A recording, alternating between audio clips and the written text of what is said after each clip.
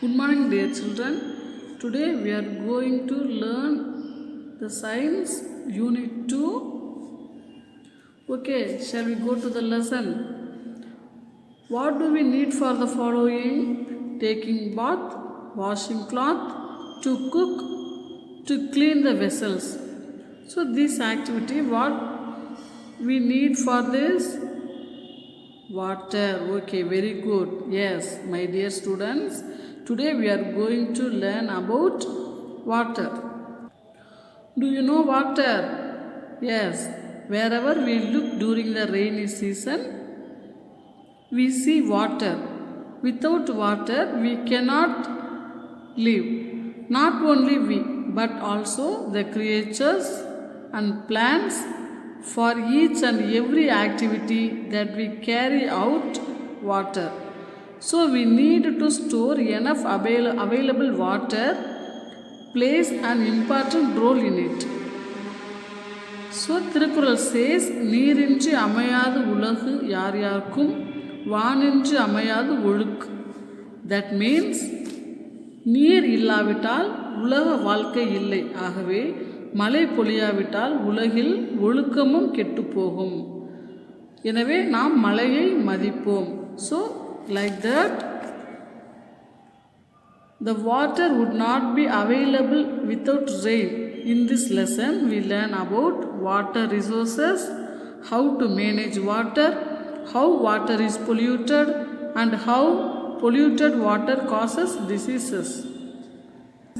So in this lesson we see the river water, lake, pond water and stream water. So first, under the sources of water we see the river and lake water. So this is river and lake water. What is the difference between river and lake water? It is a moving water body. So the river is a moving water body, but the lake is not a moving. It is a standing water body. Then the river is a natural water body. It is formed naturally. But the pond, it cannot be naturally. It is artificial or man-made, the lake. Next, in this river, it is fed by rains, snow melt and melting glaciers. So the glaciers are melting, the river will be formed. The lake will be formed fed by streams, canals and rivers. And next, the river starts from one place to another place after traveling a distance. So the river traveling a long distance. But the lake, it does not move from one place to another. It is a standing water body. Okay. Then the river is connected with the sea or ocean. Any ocean or sea, the river will be connected. But the lake, it is not connected to the sea or ocean. So next, the river looks like a snake. Looks like a snake water body. But the lake is look like a huge water body. Huge water is there. So it look like a pond. Then the river, it is found in all over the world or every continent. It is the river connected the every continent. So it is seen in all over the world. But the lake, it is mostly found in northern half like this. Okay. So this is the difference between river and lake. Next we see the sea water.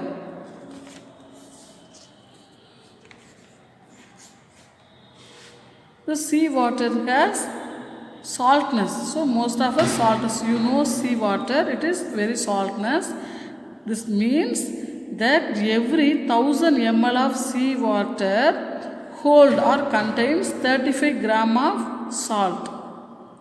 So the salt is sodium chloride. The chemical code is NaCl. NaCl is sodium chloride. Na for sodium and Cl for chloride. This sodium chloride salt is dissolved in seawater. So due to the presence of more amount of salt in the seawater is called saline water. So the seawater is very salty, salt taste. So it is not suitable for drinking or irrigation. So irrigation means we are using the agriculture field for growing crops. Next we see the well water. Do you have wells in your home? How water is formed in a well? So the reservoirs are found above the view as the earth's surface is dug deeper. The depth of the well varies from place to place. So the well water is varies from place to place, the various taste. The soluble contaminants are found in well water depending on the nature of the soil. So the contaminant means what? If there any polluting or poisonous substances is present in water, it makes something impure. It is the contaminant. Then next we see spring water. Sometimes the water that has accumulated at the bottom of the rock puts pressure on them and flows out of the earth's surface. This is called the fountain water. So another name is fountain water. Usually spring water contains salt and minerals, but no contaminants are found in it. So this water is pure. We are drinking in this. Then next we see groundwater. So a portion of rainwater absorbed by the earth during the rainfall, it penetrates through the various layers. So the water will be penetrate to the various layers of soil and reaches the rough path and then creates a reservoir there. Here the reservoir will create there. This reservoir is groundwater. It contains soluble calcium and magnesium salt. This groundwater is also used as well water or spring water for human needs. So no contaminants were found in it. This is because it filters naturally as it penetrates through the various layers of the soil. So this groundwater is pure water. So here students we learn about the sources of water. First one river and lake water, and we see the difference between the river and lake. Next we see the sea water. Sea water is very salty water. That is the NaCl, sodium chloride is contained in it. This water is not suitable for drinking and irrigation. Next we see the well water. So the well water is, the taste is different from place to place like this. Next we see the spring water. No contaminant in it. This water is pure only. Next we see the groundwater. So the groundwater is penetrate the different types of layers. So the groundwater is no contaminant in it. Groundwater also pure water. Students, next we see the water cycle. The continuous movement of water from earth to the atmosphere and back to the earth is known as water cycle. Okay, so the continuous movement from the earth to the atmosphere and from the atmosphere to the earth is form one cycle rotation. So it is called a water cycle. So the water cycle consists of the following 4 stages. What are they? Evaporation, condensation, precipitation and flowing back to the ocean. Okay. so first we see the evaporation, the process in which water is changed into water vapor by the heat of the sun. It is called evaporation. So the process in which water is changed into water vapor by the heat of the sun, it is called evaporation. It takes place on the surface of rivers, oceans, lakes and ponds. So all are the sources of water. So all the water sources, they have evaporations. This process will be there.